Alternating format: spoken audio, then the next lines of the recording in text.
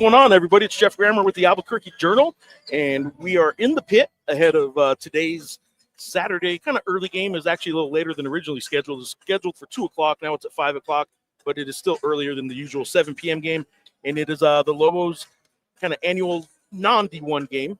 They're playing Division II Western New Mexico today, and I am joined in this pregame by assistant coach Dave Pilipovich, who former Air Force coach, two-time now UNM assistant, and we're going to talk about the first time you're a UNM assistant because there's a connection to this game. But first of all, Coach, how you doing? I'm doing great, and I thought we actually were going to talk about Steelers 49ers. I'll talk about the Steelers. I don't even I have nothing to say about that other team right now. It's been a rough go this year, and I'll tell you what, like we'll talk some Steelers 49ers. Okay, the 49ers, like, I've been really happy with the last several years, right? They've been good. Very good, very good. Yes. And then I finally came around to, okay, you know what? I'm going to stick with, like, I'm on Brock Purdy. I'm good with this. I'm all for it. Yep. Going into this year was the first year I actually felt really confident. I was sort of in a take what they give me kind of mode the last several years. I was excited about them, but I was just like, all right, I'll take what they give me.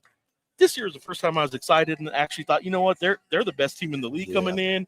And it's the worst year in injuries in a few years, but man, the injuries have been terrible. Yes, I mean McCaffrey. I mean, like Trent Williams, best offensive lineman, hasn't played for 4 games now, and Ayuk, and it's been pretty miserable being a 49er fan because up until in some part of me up until Thursday night when they lost, was still like you still had hope, possibly, yes. And now I'm resigned to the fact that they're not gonna.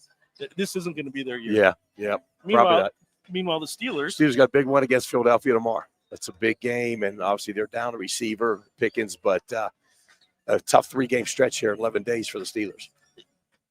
But, like, they're playing above what – I don't know what you expected. No, they are. They're playing probably above. You probably didn't expect it right now, but Russell Wilson's been really good. Their defense has been good, and Fields got them off out of the gate pretty well. Horrible decision to go with Russell Wilson, I thought, and so did almost everybody, right? Yeah, but if Denver's going to pay the ticket, you might as well give them a chance. Well, and the other thing to it is, like, not only now that you know it works, like, is it easy to say, but like what you can say now is now that it's it works and you see why it worked, you're like, oh yeah, that makes sense. It makes sense. It makes sense. Like, he can throw it downfield a little bit more. So anyway, all right, Coach. Okay, here we go. We got a basketball game going here. Western New Mexico. We'll cover the bases first. Like, when you're playing a non-Division I opponent that you're expected to do good things against, I am curious what the prep is normally. Like, let's forget the fact that you guys sat on a week of a really miserable feeling of losing to a rival in a game that you guys should have won because you guys are the better team, but you weren't that night. And aside from that, normally when you're prepping for a team like a Western that you were expected to win against, what's the preparation like as a coach? Are you trying to tell them, like, hey, don't overlook them, or do you just sort of – I mean, you respect your opponent, and they've got some talented players, and maybe not the many wins that they would like at this point. And they do some good things both offensively and defensively, and some different things we'll see tonight possibly from them. But, again, it gives you a chance to work on it yourself a lot more as well. Try to correct some things maybe you haven't done as well the last game or maybe prior to the this game throughout the season. So give us some time to reset, recharge, and work on some things. There's really good days of practice. I am curious, work on yourself. What does that mean for you guys right now? You're 10 games in.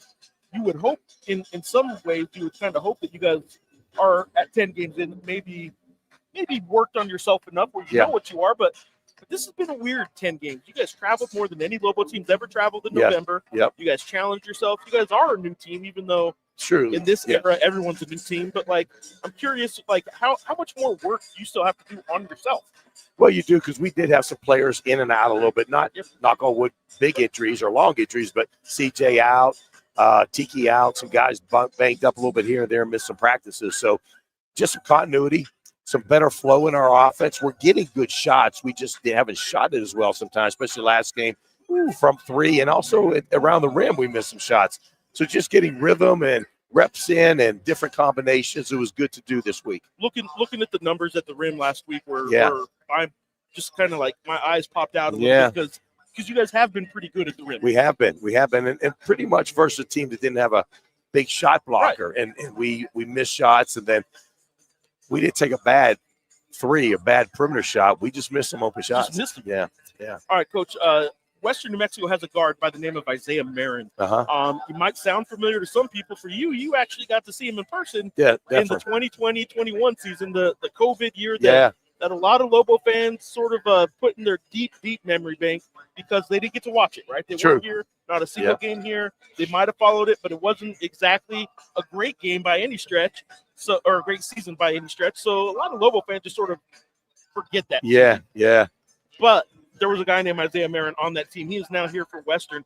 What's it like 5 teams anyway after the fact, seeing the guy that you were living in those hotel rooms with? We did. We ate a lot of packaged dinners together, pick up in the lobby, and he's a really good young man. And actually, we stayed in touch when he left.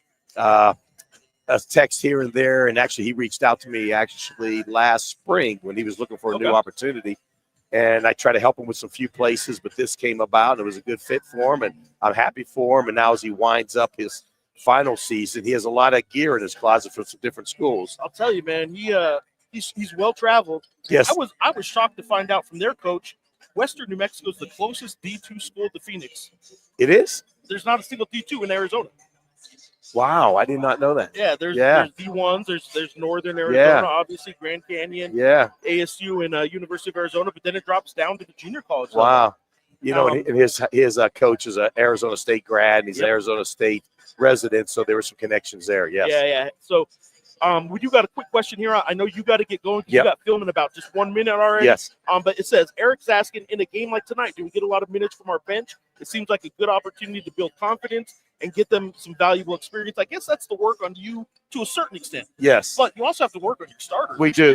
Need to get going a little. And also the big part of that is, we have to play well, and hopefully you play well and you establish a lead and maybe maintain a lead. And then now you can be flexible in your substitutions, put players in at different minutes earlier in the game, different situations, and play different combinations. But first and foremost, we got to come out, play well, and establish our game plan, both offensively and defensively. I do tell people sometimes that those bench minutes come when the starters take care of their duty. Sometimes, no doubt. Sometimes we overlook the fact that there's an obligation of the starters to help those bench guys sometimes. Yes, in no doubt. Like this. So one other quick question. Say you guys asking, Coach, do you like Albuquerque? Are you planning to be a head coach again someday? I love Albuquerque, and I love our staff, and I love the opportunity Coach Patino's given me. And if an opportunity came about, I would obviously have to look at it, but I'm really excited about Lobo basketball, how we're treated here, our fan base. I love the weather and the green chili, so I'm enjoying it. And you can be a Steelers fan here without people giving you a hard time. Coach, I appreciate it. Thank you, guys. Got a big one tonight. I know people probably aren't – it's not going to be your biggest crowd. Right. People probably overlook a game like this, but, man, this is important. You guys sat on the week on that loss. Yes. You have only one non-conference game again before a 10-game rest. And we have a very good team coming in. VCU plays Colorado State tonight in Las Vegas. We have to improve today and improve Wednesday, carry that into our next conference game after Christmas. Coach, appreciate you very much. Thank you very much. We'll see you soon. Go Steelers. All right, there was Dave Filipovich. Whether you look at a name like a Western New Mexico and think of it as such or not, this is a big game for a lot of reasons. It's big games aren't only let me turn this around and you guys can see some people working out here actually. Got a little bit of Lobos working out over there. They're about to head upstairs and do some film right now here any minute, and that's why Coach had to go. I guess I could have kept him another minute or so because he's down there on the court, but they usually do film at 6 o'clock. And now we're pointing here, and we got some guys warming up down there right now. So anyway, a game like this, though, fans might look at it as it's not a big game because there's no doubt who's going to win, right? Well, as a Lobo fan, you would hope there's no doubt. And there probably is no doubt. I am curious, though. I guess I butchered your question here. My apologies, Eric. Do you see him on the bench, on our bench as head coach, on the Lobos bench? I mean, I can tell you this right now that Dave, I'm not going to speak for him, but I'm going to speak for him to the extent that I know him, and I've known him for over a decade now. He was actually one coach I got to know very well when he was an Air Force coach, one opposing coach, even though I covered the Lobos. He would never answer that question with his boss still sitting on the bench right now. He would never say something along those lines while Patino's still head coach. He knows as well as anybody. Patino's been pretty open about it. Coaching jobs aren't ever forever anywhere. So he understands that could be a possibility down the road and all that stuff. But I really 99% sure that Dave Filipovich probably wouldn't have exactly entertained the question had I not butchered it. And you're right, I did butcher it. You asked if Dave would have one day been the head coach or like to be the head coach here, and I've talked to him about such things in the past, and I kind of don't think he would. I don't think he would have answered it, but had I asked the question right, we would have known for sure. So I do apologize for that, Eric. I would love to see him as our head coach in the future when coach moves on. You're not the only one, man. He's a popular guy. He's a likable guy. He is a guy that certainly has not only a reputation as the head coach at Air Force as being a respectable, run the program in the right way kind of guy and all that. But he's also a guy that here, since he's been at UNM, he does pre-games with some boosters. He shakes the hands with the important people. He knows people around the program like a head coach kind of does, even though he's an assistant. And up until last year, he was a assistant to the head coach kind of position. It wasn't really assistant coach, but he's an assistant coach now. Dave Filipovich is one of my all-time favorites. He is a big-time Pittsburgh Steeler fan. His parents, he grew up in a bar in Pittsburgh, basically. His parents ran a bar in Pittsburgh, a Steelers bar, and I don't know how many bars in Pittsburgh aren't Steelers bars, but I got to get him back on the show sometime just to talk about growing up in a bar in Pittsburgh that his parents ran, and essentially, why he really had no choice but to be a Steelers fan, and he gives me a hard time on the regular. Like, I'm telling you, he gives me such a hard time regularly about the 49ers, and I did say that. So I'm a little confused here because I got Coach on at 3:50, and I thought I had him till 4 because normally 1 hour before game time they do a pregame film session. Their last run through a film upstairs, up the ramp here, and it looks like, and I'll have to ask about it. It looks like for the first time this year they have a different pregame routine. They are never on the court at this time. It's 52 minutes before game time. We're at 4:04. First time this year that they've changed their pregame routine, and I'm wondering if that has anything to do with the fact that against San Jose State, against New Mexico State, they had two of their worst games of the season last week. Now they won one of them, and one's a rivalry game, and you can't ever expect a rivalry game not to have even the team that's down not to show up and play, right? It happens a lot. But I'll tell you what, man, they were 20-point favorites in 2 games last week, and going 1-1 in those games was bad enough. The way they lost the New Mexico State game, where you're seeing Robert Carpenter hit 6 3-pointers, you're seeing Christian Cook hit 6 3-pointers, and the Lobos went 14 of 38 at the rim on layups, 14 of 38 on what are classified as layups, so basically dunks and any shot that is at the rim, not just in the paint, but like within a foot or two of the rim. They went 14 of 38. They shot under 40% at the rim against a New Mexico State team that does not have a bona fide shot blocker per se. They're not it's not a rim protecting team. They're a tough physical defensive team, but there's no reason that if you get to the rim, you shouldn't be finishing. And the Lobos couldn't finish last week. They had not shot under 50% at the rim in their first up until last week. They had shot over 60% most games at the rim. They had beat their opponent in every game this season in points in the paint except for St. John's going into last week. And then all of a sudden, they get to last week. San Jose State, they shoot 40-something%, so under 50% on layups and shots at the rim. Against New Mexico State, it was the 14 of 38 that I told you. It's not just Nelly Jr., Joseph, and the big guys at the rim that are missing shots, and Nelly has missed a few bunnies. It is one of the best finishers I've ever covered in Donovan Dent, a guard who finishes like, I'm not saying he's Kyrie Irving, but like the way he finishes, the angles he finishes with, the variety of ways to finish. He is Kyrie-esque at the college level relative to the level he's playing at. Donovan Dent's one of the best finishers I've ever covered. He missed a ton of layups last week.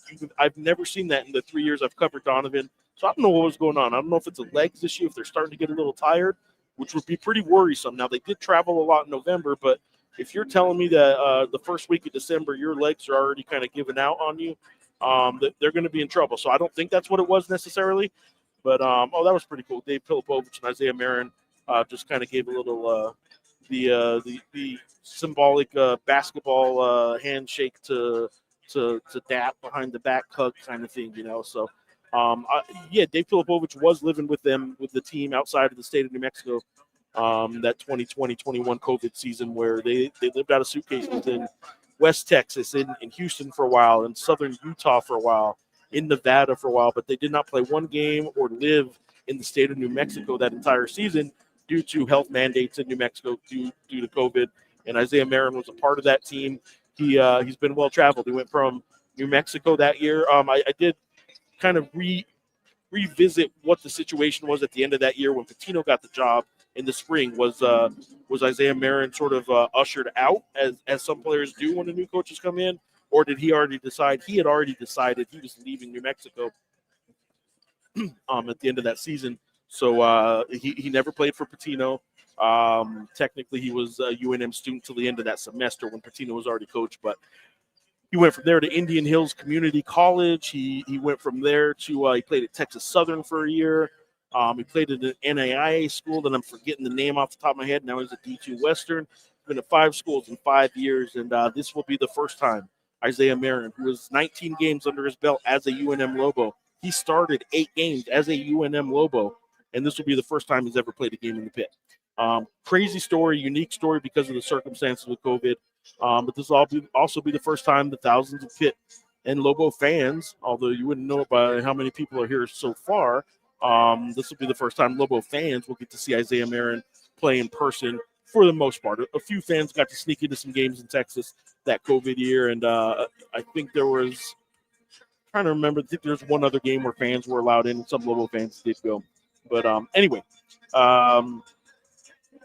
is there a player from ABC playing in the pit tonight? Michael Wood, you are correct, as I had a note in today's Albuquerque Journal, and I spoke with him coming down the ramp actually earlier. Judah Casales from originally, I guess, from Del Norte High School, who played his senior year at ABC Prep. Assuming he gets in tonight, and I don't see why he wouldn't. He has played in 2 games this year. He's played in 1 regular season game for Western. Remember, for D2 schools like Western, when they play a Division I, like this game is, and when they played New Mexico State and when they played Southern Utah, those games are technically exhibitions for them, just the way it's classified. So when I looked at his stat sheet for Western on their website, on their team site yesterday, and I was kind of typing up a little note that Judah's going to be the first ABC Prep graduate to play in the pit. I said he's only played 1 game all year. He has played against New Mexico State. It just doesn't show up in the team stats because that was an exhibition game. Anything he does tonight in the pit won't show up on his team stats because tonight technically is an exhibition for Western. So it's kind of funny how that works. For the D1 team, this is a regular season game. It is actually one of only 7 the Mountain West are playing this year against non-Division I opponents. And this is the last one. The Lobos, or the Mountain West rather, is 6-0 against non-Division I opponents. You would hope they would be, and they're winning by an average of it had a stat in today's paper. I think it's like 106 to like 65 or something like that. So, and tonight should be a comfortable win. Whether it's 20 or 40, I don't know. As long as the Lobos are comfortably ahead, I don't care if it's 20. Even though it could very well be 40 or 50 if they wanted it to be. The point is, as Dave Filipovich was talking about, they got a lot of work to do on themselves right now. That there's still reason for a lot of optimism about this Lobo team, especially in the Mountain West, where no team, and that includes San Diego State, mind you, no team's separating themselves right now. Utah State's 9-0. They've struggled against some average-ish teams. Their best win is against an Iowa team that's about 50th in KenPom ratings and net range and stuff like that. Good win. Certainly not arguing it's not a good win, but there's nothing about Utah State at 9-0 that should scare any of the teams that consider themselves contenders in the Mountain West, right? So I think the Lobos should very much still consider themselves contenders. They're picked 2 in the preseason. Preseason number 1 Boise State should still consider themselves contenders because none of those top teams at the top, Nevada being the other one in the group of 5 that I think are at the top, There's no reason any of those 5 right now should say like, yeah, we can't win this league. I think every one of them should still think they have a good chance. But yes, Michael, to your question, ABC Prep, first graduate of the actual prep school. Not saying the ABC Prep hasn't had players on what am I trying to say? Their club team, their travel team that haven't played collegiately before. Dylan Chavez, a walk-on for the Lobos, played on their club team, their travel team, and but he graduated from La Cueva. Casals will be the first graduate of the prep school, ABC Prep, that should play tonight. I would be shocked if he doesn't. Let's see. It's a good question here for, let's see. David Parks asks, how far will tonight's victory drop the Lobos and Ken Palm in net? It won't. The 2 non-Division I opponents are counted. You get one of them to count, basically, if you're a Division I team on your record. But that's about it. It counts as a win. It counts as a loss. The human factor of the NCAA selection committee certainly is they're not going to forget if you lose to a non-Division I school. But there's nothing in any computer formula that factors in a non-Division I game. Ken Palm will not be affected by this game. Net ranking will not be affected by this game. Win or lose, they can win by 300 points and it won't help them. They can lose by 300 points and technically in the computer rankings, it won't hurt them. People's minds are going to remember that they lost if they do lose this game to a non-Division I, but there's no computer ranking that will be affected by playing your non-Division I team. When the Mountain West switched to a 20-game league schedule this year, there was a lot of complaining about how that's going to hurt the non-conference schedule by certain teams. San Diego State's been at the forefront of and that is a loud man today. Has been at the forefront of kind of complaining about this 20-game schedule that the Mountain West is shifting to. Remember, San Diego State's the one team in the league that can get Gonzaga to come play in their place. UNM's never going to get Gonzaga to play here, I can tell you that. The fact that they got VCU at a home and home is pretty surprising. You don't even get that level of team really into the pit very often. But the Lobos did get a home and home that they're starting Wednesday night here in the pit. Return the favor by playing at VCU next year. But anyway, those the 20-game schedule thing that shortens the non-conference for the Mountain West teams.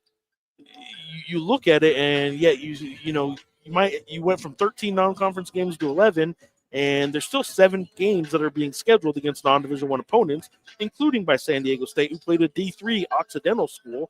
If you're going to complain that much about how much a 20-game schedule is going to hurt your non-conference play, and it's going to cut into opportunities, well, then don't schedule the Division III Occidental, San Diego State. Stop it. It's hard to feel too much sympathy for a team that says they can't, schedule all the teams they want in non-conference when you're still scheduling a non-D1. Same goes for UNM, although UNM hasn't, frankly, complained about the 20-game schedule as much as other teams have. San Jose State ended up playing 2 non-Division I's. Now, one of those was because they were in the losers bracket of a tournament in Hawaii that ended up having a non-Division I. They only scheduled 1, but they were also in a tournament with another non-Division I. So San Jose State's played 2 non-Division I's. Utah State's played 1. Boise State's played an NAIA school. A lot of teams at the top. Nevada didn't, but a lot of teams at the top of what you would consider the Mountain West, I guess, standings and contention. The teams I think that are going to be competing for the Mountain West title are they're going to have nobody to really blame but themselves if at the end of the year they start saying the 20-game schedule cut into their non-conference when you're still scheduling a Western New Mexico or an Occidental Division III college, or heck, San Jose State played a team called Lincoln, California that's not even an NAIA school. They're an independent college team. I don't even know exactly what that means. There is a conference called Southwest Conference of Schools or something where there's some colleges throughout California that aren't even NAIA, certainly not NCAA, and they just sort of they have basketball teams, and San Jose State played them. So there we go. There's not a whole lot I can say on the plane incident. Frank's asked, I'll address it. I'm not going to ignore it, but do you think the alleged plane incident is affecting Coach Pitino and the team? Yes, obviously it is. It's, if nothing else, it just went from we're riding high, we're feeling pretty good about ourselves, and we got some good wins under our belt. We're things are going good, to like now we have to deal with something like this off the court. Yeah, it's going to affect them. Move my bag here. Yeah, it's going to affect them a little bit, but I also think that part of what it's going to do is we got 2 spots here, and I think part of what it's going to do though is I mean they lost a walk-on. Shane hasn't shown up since then. He's not off the team. He's still on the roster. Hasn't talked to the team personally really since all this happened. The allegations are going to have to get addressed by, the school's going to have to investigate and all that kind of stuff. They're going to have to talk to players. They're going to have to talk to coaches. They already have. I know I've talked to people who were on the plane. I know what they say they saw or didn't see. I know lawyers are involved. And once lawyers get involved, to say it doesn't suck the energy out of the room would be a lie. Of course it sucks the energy out of the room. But yeah, I think that incident's going to affect them. That said, how much it affects them is up to them. And I'm not going to let them use it as an excuse. If their season goes downhill because of that, because of a walk-on who wasn't playing, making that allegation, I would tell you that I think that's on them more than it's on the incident itself.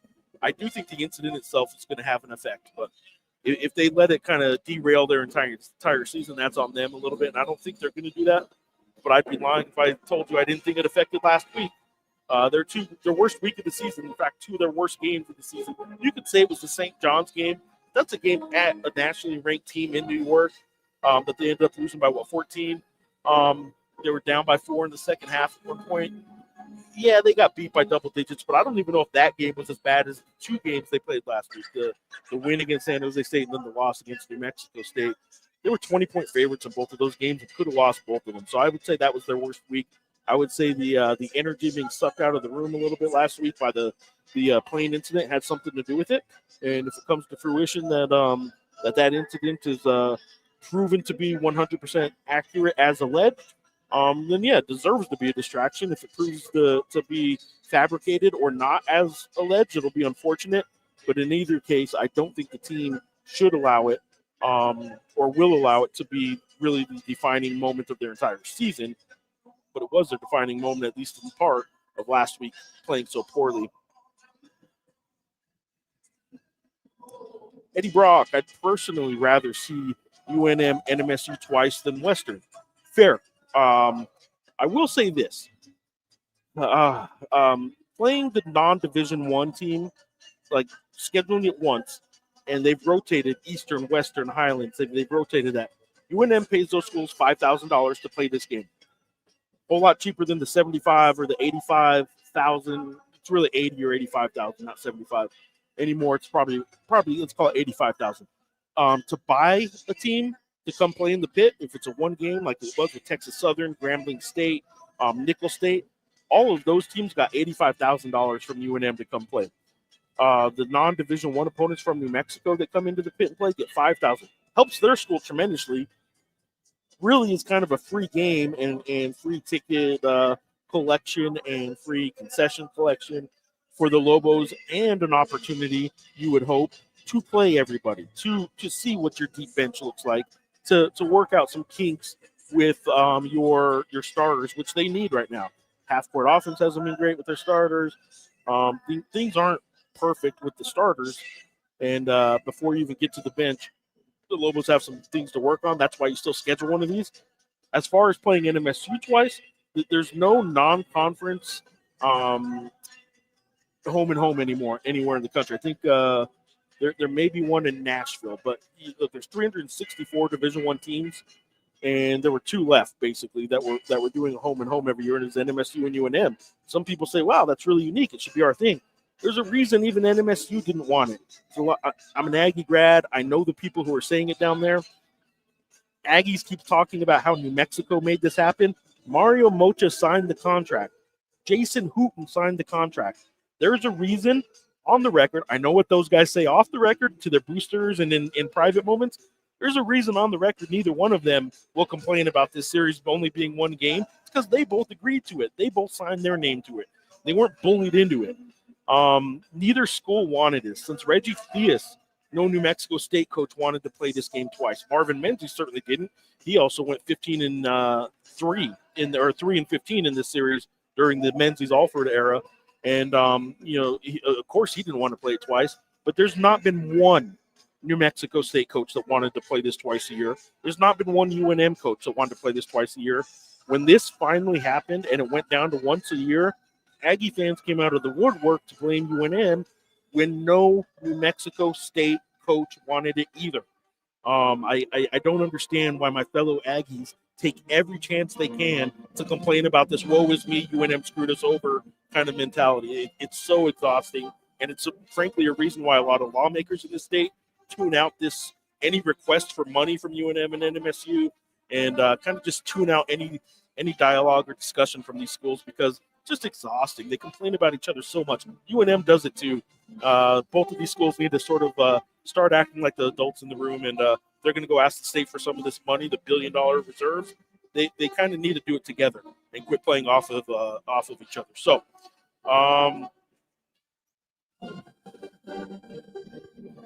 not me, Eric. Sorry. Last year, Mountain West is on a 3-year run of getting 4 teams in the NCAA tournament. Last year, they got a record 6 teams in the NCAA tournament. This year, I'd be shocked if it's more than 2.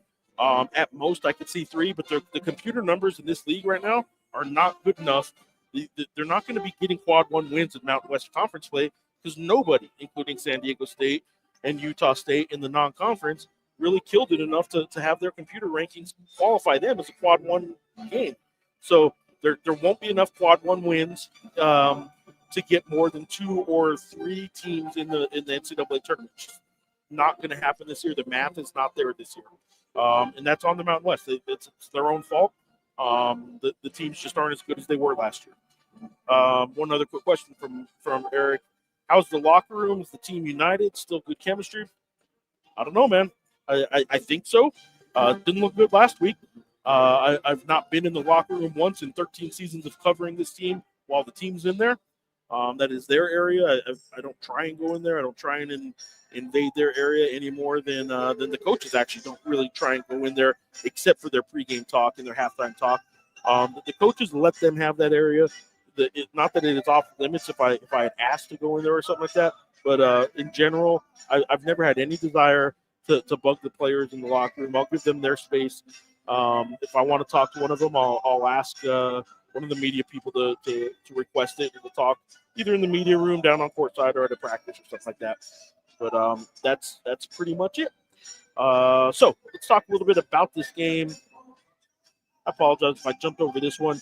Eric's response on 4 or 5 teams was a reply to this, and I didn't actually get this Nick Cha on YouTube question in about how many teams in the Mountain West go dancing this year, 2 or 3. 2 or 3 is the number I would say. I would say 2 is my first guess.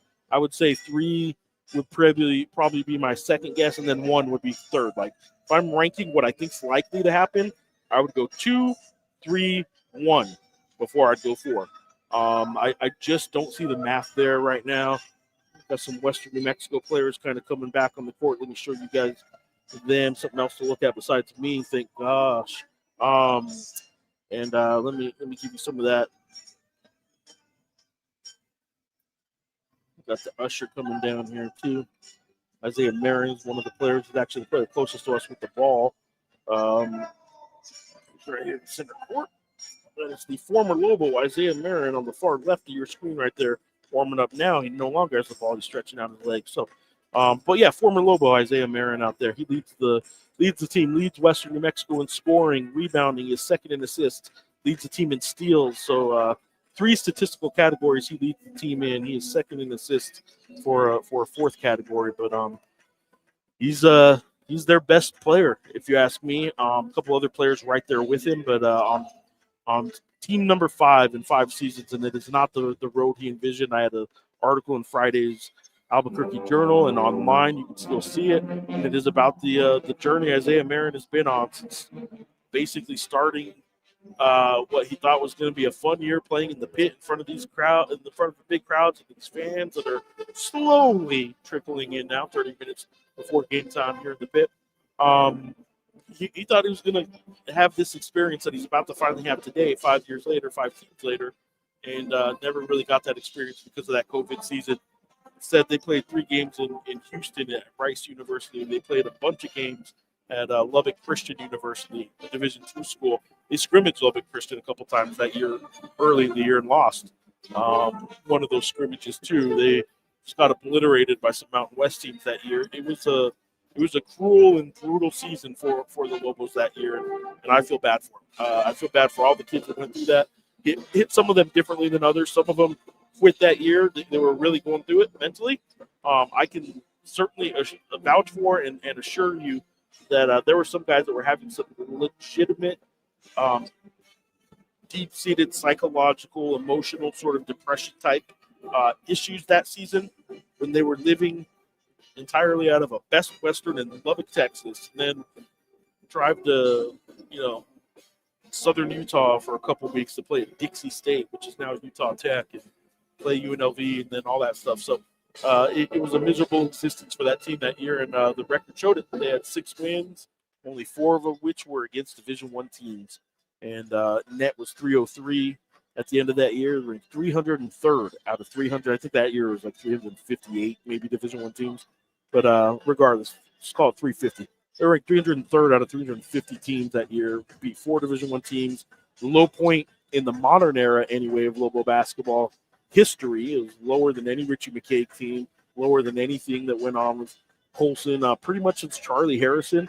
And the Charlie Harrison situation probably in a lot of ways was better, just because people rallied around him, got to come support them in the pit, and that was after Lobogate. And this team didn't even have that. Fans couldn't cheer them on. They had no games in the pit, no games in New Mexico, and it was just kind of a miserable year that I think a lot of Lobo fans forget about for a variety of reasons, partly because they weren't able to come and see games, but partly because it was so bad. I think Lobo fans sort of dismissed that season from even having existed. It was the end of the Paul Weir era, the Tino ushers in the new era, and I think that's sort of how a lot of Lobo fans look at it. But there were real people on that team, man. One of them being Isaiah Marin, who finally gets his first game in the pit tonight, and I'm excited for him to see it happen. So there we go. What else we got here? Got 9 Mountain West games on tap today. Not a whole lot of them are frankly really marquee games. This is the only non-Division I game.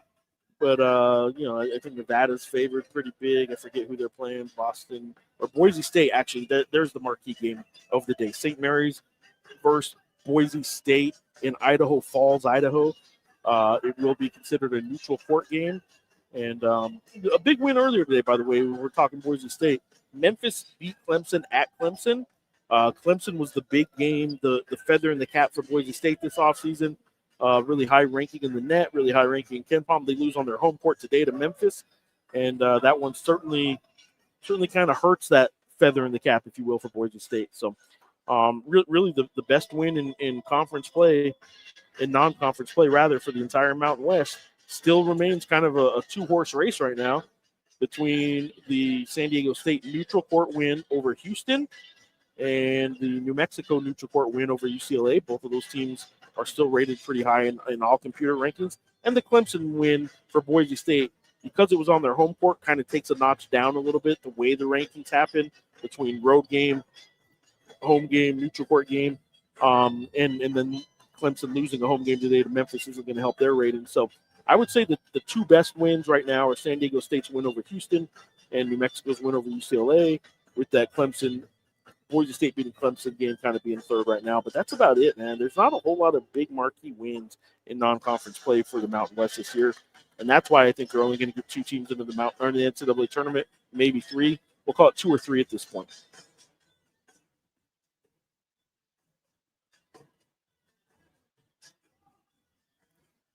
Jimmy H., I don't know what you want me to tell you, man. Like, I'm not around the team while they're playing video games at night. I'm not around the team. I'm not on the plane. The chemistry I see, as I said earlier, is fine. They get along just fine, a lot better than a lot of Lobo teams I've seen through the years. There are a lot of families of these players that are walking out on the court right now. I will turn this so you can see the Lobo side of warm-ups. I've talked with family members. I've talked with people on that plane that frankly didn't see what is alleged to have happened, and a little confused by what has come of everything. and a lot of people really confused by basically what's going on with that has led to a lot of people asking about the chemistry and this and that. The chemistry looks fine to me, and that's sort of where we're at. But we are now 24 minutes away from tip-off in the pit with Western New Mexico and the Lobos coming up, and we'll see how it goes. We are, I would say, my guess would be we'll have the same starting five as most normal nights for the Lobos, with Donovan Dent, True Washington in the backcourt, CJ Nolan at the 3. CJ is warming up tonight. He did miss the San Jose State game. He had the thumb injury. Is a Tiki out there? Hey, Zach, do you see a Tiki out there? Do you see a Tiki out there? Is a Tiki working out? Is he warming up? A Tiki? Oh, okay, I'm sorry. There he is. Tiki, yeah, okay. So, yeah, Tiki, Ali Tiki missed the New Mexico State game with a dislocated thumb, and he is warming up right now. So, looks like a full slate of players for the Lobos. Daniel Thomas is warming up. He actually is a freshman on the Lobo freshman scholarship player who is redshirting this season, but officially redshirting, I guess. But he's warming up every game and technically can get into any game at any point. But so far he hasn't played because he is redshirting, and everyone else is warming up. Nobody should be missing this game tonight, certainly not due to injury, and based on who's warming up, everyone's at least warming up. So should be a fun one for the Lobos. They got a lot to work on, and they sat for a week on losing to a rival in a way that was just miserable to watch for a lot of Lobo fans, giving up a lot of threes on defense, missing a lot of layups on offense. Wasn't a good look for the Lobos last week in the rivalry loss to the Aggies as 20-point favorites. So there we go.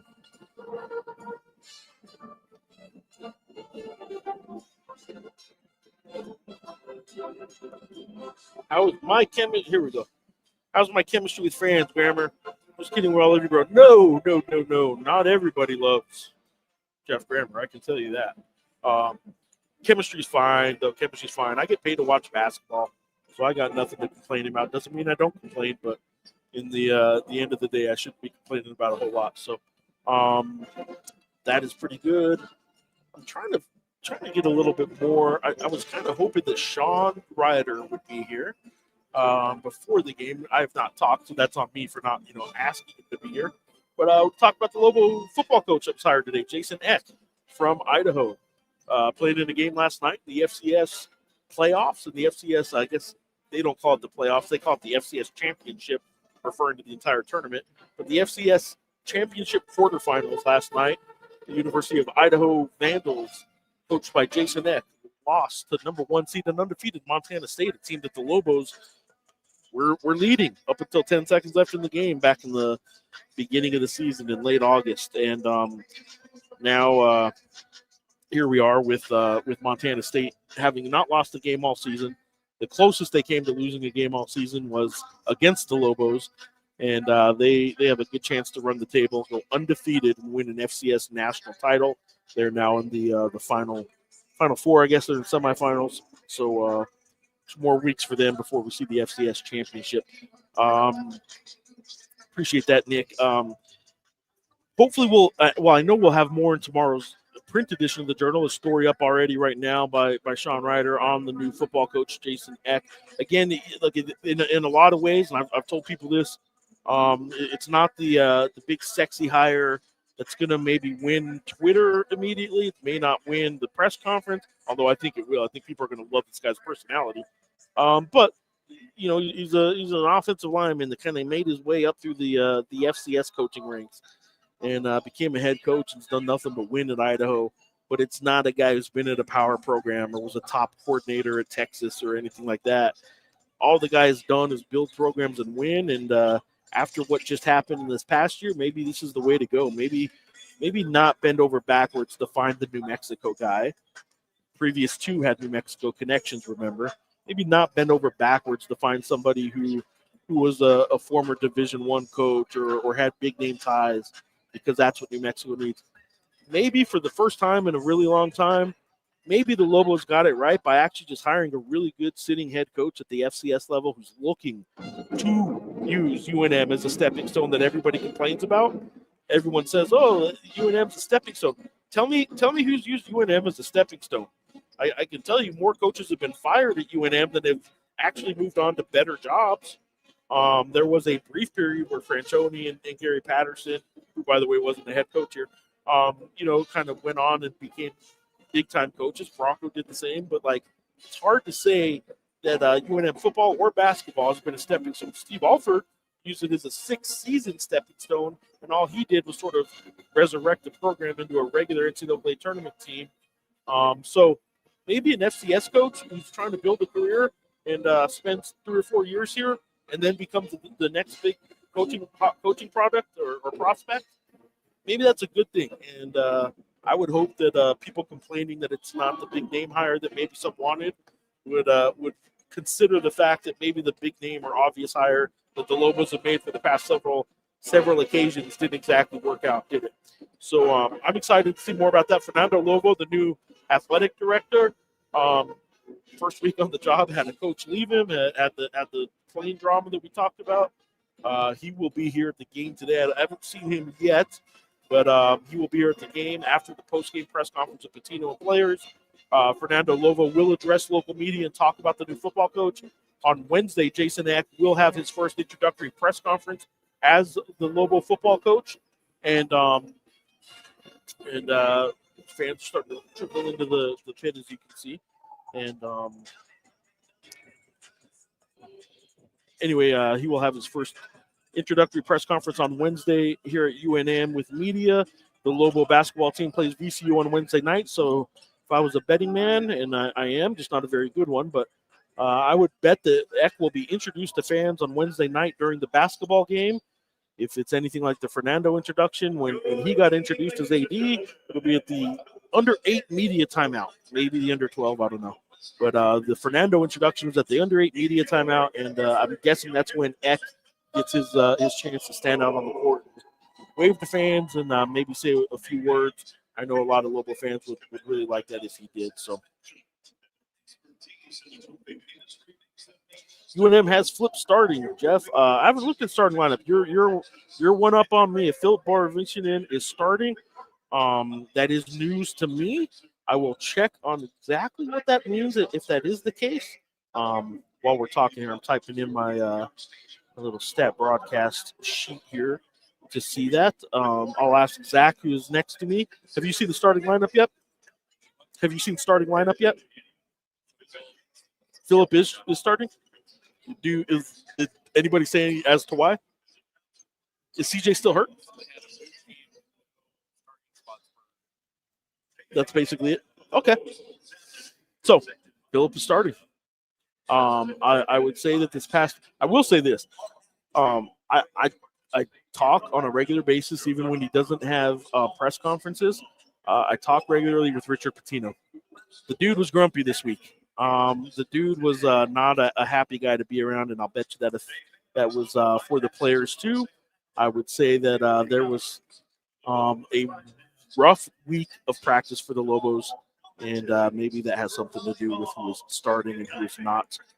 They're heading back up the ramp, and there we go. All right, guys, I will wrap this up now. Yeah, I got nothing on the warm-ups. I can tell you that the guys don't really wear warm-ups, frankly.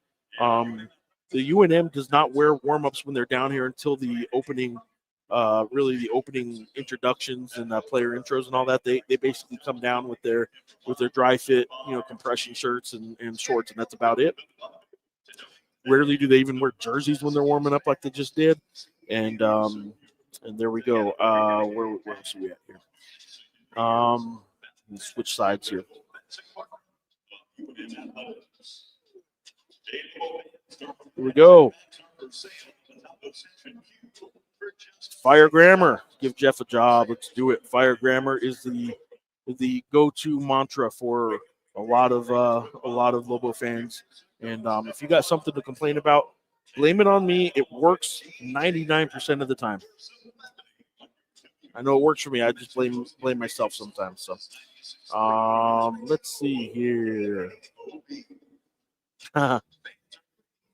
Jack was not very happy either. I think that's true too. I'd be willing to bet when Patino's having a week of being grumpy around the house, I'll bet you the whole house was a little bit grumpy, or probably just sick of him by the end of the week. I know I was texting him. He wasn't nearly as funny as he usually is. So let's see here. Appreciate it. Guys, I appreciate you guys for being on. At this point, I'm just sort of rambling a little bit. I will send over if you guys want any more pregame talk or listening or whatever. I will send you over to Robert Portnoy, who on 770 AM, 96.3 FM is doing his pregame show right now. I'm looking across the court at him, and Hunter Green is over there, although Hunter's not usually part of the pregame show that much. It's usually his pre-recorded interview with Patino. So, tonight, about 15, 20 minutes, we got Western New Mexico and New Mexico playing here in the pit. Fans are, again, slowly trickling in. I would guess that tonight's announced attendance will be around 10,000, but that's thankful. That's thanks to like 8,000 plus. Like, it's not just me, right? It's really loud, right? I'm telling you guys, it is not me or the mics. Like, some of the loudest pregame stuff in the pit this year. Anyway, the game's coming up here pretty soon. Fernando Lobo will address the new hire of Jason Eck, the football coach, after the game, and coverage on ABQJournal.com. And in tomorrow's Albuquerque Journal, we'll have it all for you. So look forward to it. Sean and I will have a show next week about all this. We will have more with Jason Eck as well Wednesday when he has his introductory press conference. And last non-conference game is Wednesday for the Lobo men's basketball team. Then they're basically 10 days off again until conference play starts, and then not a whole lot of time off after that. So they went like crazy in the month of November, have a really slow December, and then January, February, and March is pretty jam-packed again. And that's where we're at. Look forward to hearing from you guys again on our next show. And until next time, appreciate you guys for tuning in, and appreciate Dave Pilipovich. That reminds me, Dave Pilipovich. Short stint with Dave tonight because I thought they had video, which clearly they did not. They changed their pregame routine. So anyway, thanks to Dave Pilipovich, and I will say for him, go Steelers. Although I really have no dog in that fight. The Eagles-Steelers game tomorrow. My 49ers probably have seen better seasons, and I'll just wait till next year. So thank you guys for watching Lobos and Mustangs 15 minutes. Thanks, guys.